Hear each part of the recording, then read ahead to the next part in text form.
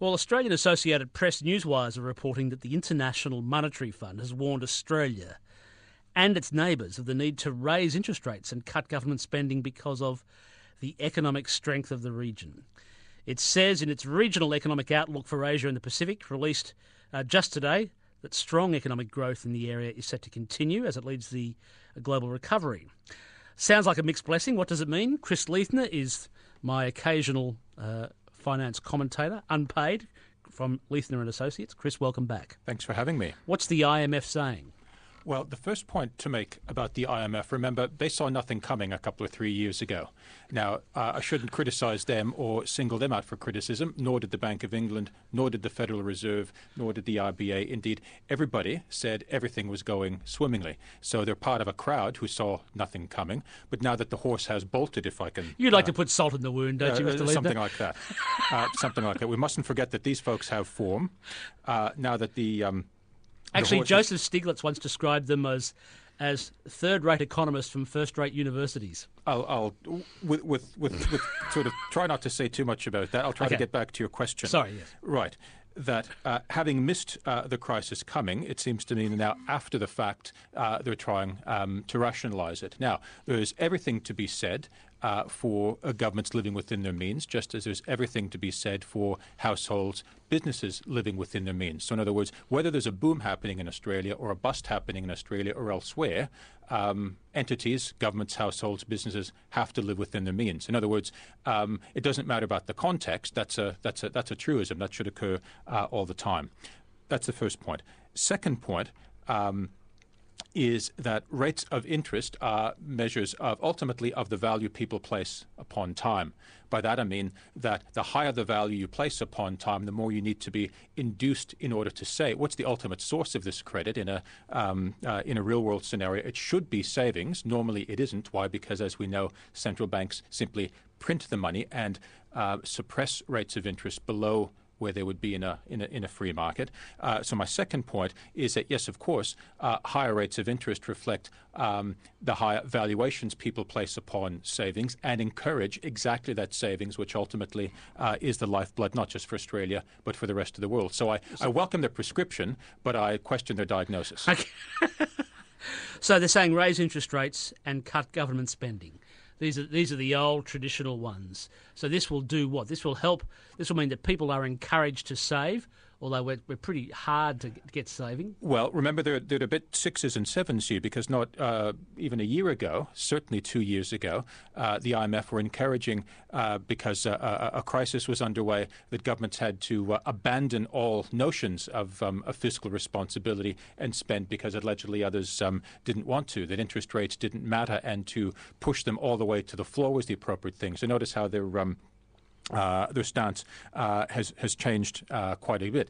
The point I'm getting at ultimately is that the lifeblood of our prosperity, the lifeblood of our success is savings.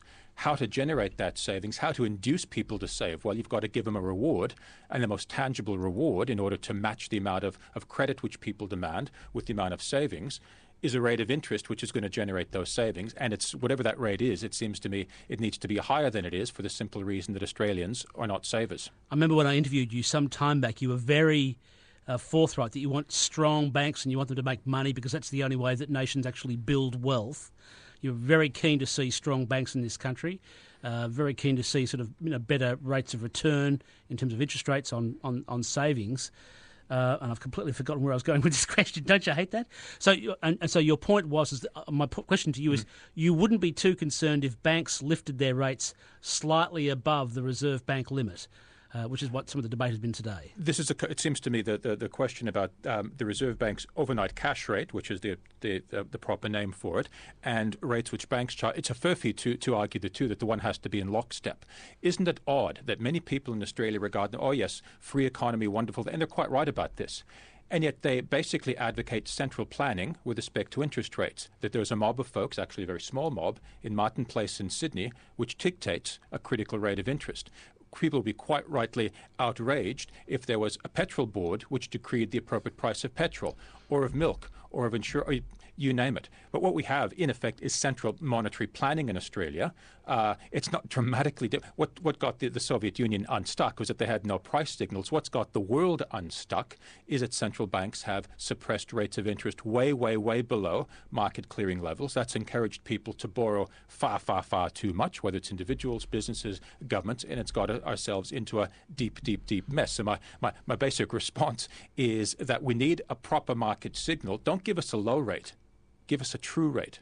That's what we need in order to match the amount of savings with the demand for credit. We don't have a true rate at the moment, and that's one of the critical causes of the monetary distemper. Good of our answer. times. Don't give us a low interest rate. Give us a true or the real interest rate. Well, and remember, that sort of a rate, everything at the moment as we speak, or typically as it's spoken, all the sympathy is on the poor debtor, that the person who's taken out the mortgage and is having difficulty repaying.